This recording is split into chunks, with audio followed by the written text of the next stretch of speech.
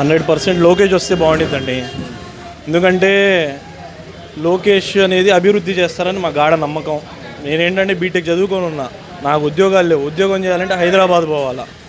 అందుకనే నాకు మంగళగిరిలో ఏదో లోకేష్ గారు వస్తే ఐటీ పరిశ్రమ బాగుండిద్దని నా ఉద్దేశం. అందుకనే మేము ఎవరు ఖర్చుతో వెళ్ళట్లా, మా డబ్బు, సొంత డబ్బు, కష్టపడిన డబ్బుతోనే మేము ₹1 పెట్రోల్ వేయించుకొని లోకేష్ అన్న నామినేషన్కి మనస్ఫూర్తిగా వెళ్తున్నాం. ఖచ్చితంగా 50,000 మెజారిటీ, వైనాట్ 50,000 మెజారిటీతో లోకేష్ గారిని 100% గెలిపించేదాకా తిరుగుతూనే ఉంటాం. అంటే స్థానిక ఎమ్మెల్యే, గతంలో ఎమ్మెల్యే గారు కానీ ఏమైనా చేశారు? ఎమ్మెల్యే గారు అనేది ఆర్కే గారు ఉన్నప్పుడు కొద్ది పర్లేదండి.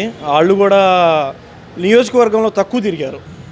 ఎక్కువగా ఇప్పుడు ఓడిపోయినా కానీ లోకేష్ గారు ఇప్పటికి దగ్గర నియోజకవర్గంలో పేదలకి సరుకులు కానీ, మొన్న ప్రకాష్ నగర్లో ఇల్లు లేని వాళ్ళకి గుడిసెలు వేపించడంలో కానీ ముందుగా నేనున్నాను అని ప్రజలకి ధైర్యం ఇచ్చింది లోకేష్ గారు.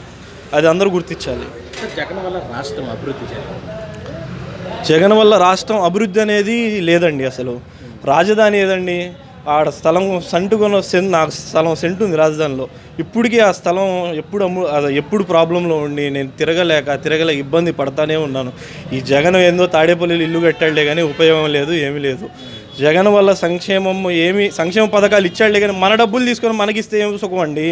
ఒక ఉద్యోగం ఏది, డిఎస్సి నోటిఫికేషన్ ఏది, గవర్నమెంట్ ఉద్యోగస్తులు కష్టపడి చదువుకొని రాద్దామని రెడీగా ఉన్న వాళ్ళకి ఉద్యోగాలు లేవు. పరిస్థితి ఆలోచిస్తే జనాలు ఆలోచిస్తున్నారు.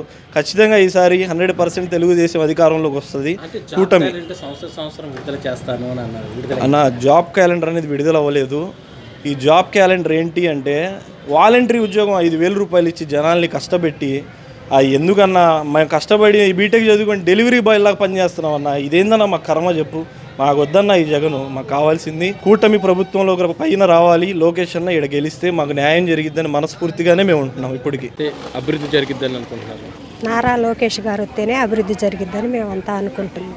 అంటే నారా లోకేష్ గారు గతంలో ఓడిపోయారు, ఈసారి గతంలో ఓడిపోలేదు. ఎన్నో ఓట్లు లేవు కదా, ఈయన ఏదో బాగు చేస్తాడని 500 ఓట్లు వాళ్ళకి వేసారు అంతే. నారా లోకేష్ మంచి మెజార్టీతో ఈసారి గెలుస్తాడు. అంటే లావణ్య గారు గతంలో వాళ్ళ అమ్మగారు కానీ ఎమ్మెల్యేగా చేశారు, వాళ్ళ మామయ్య గారు కూడా ఎమ్మెల్యేగా చేశారు. వాళ్ళు ఏం చేశారు మంగళగిరిలో? వాళ్ళు చేసింది ఏమీ లేదు కదా, వాళ్ళిద్దరూ ఏమీ చేసింది లేదు. తర్వాత ఏమైనా చేసిద్దని నమ్మకం ఏముంది? జనాలకు నమ్మకం లేదు. అదంతా అసమం జరగదు. వాళ్ళు దొంగ ఓట్లు వేపించారుగా అక్కడ, అట్టాగే వేపిస్తాం అనుకుంటున్నారేమో కానీ ఈ ఏరియాలో అది జరగని పని. జగన్ సంక్షేమ పథకాలు ఇస్తున్నాను, సంక్షేమ పథకాలు నన్ను గెలిపిస్తాను. కుడి చేత్తో ఇస్తున్నాడు, ఎడం చేత్తో లాక్కుంటున్నాడు. కరెంటు బిల్లులు వేలకు వేలు వస్తున్నాయి. దానివల్ల ఆయన ఇచ్చిన పథకం పేరేముంది? ఏమీ లేదు.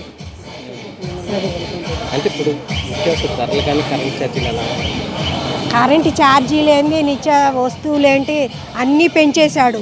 ఏమీ లేదు. రాజధానికి పొలం ఇచ్చాం, దాన్ని ఏమీ చేయలే. గెలవక ముందు నేను కూడా డెవలప్ చేస్తాను, ఇన్ని ఎకరాలు అని చెప్పాడు. ఏం చేశాడు? ఏం చేయలే. ఇప్పుడు తీసుకెళ్ళి అక్కడ పెడతాను వైజాగ్లో. ఎలక్షన్ అప్పుడు నేను ఇల్లు ఇక్కడే కట్టుకున్నాను, రాజధాని ఇక్కడే ఉంటుంది అన్నారు. ఈరోజు 3 రాజధానులు అన్నారు. దాని మీద మీరు జనాన్ని నమ్మీయటం కోసం ఇల్లు కట్టి జనాల పీకలు కోసాడు అంతే. ఆయన చేసింది ఏమీ లేదు. ఇక్కడ కరెంటు ఛార్జీలు ఎలా పెంచేశాడుగా. ఇంత క్రితం 200, 300 వచ్చే ఇంటికి ఇప్పుడు ₹1000 వస్తుంది.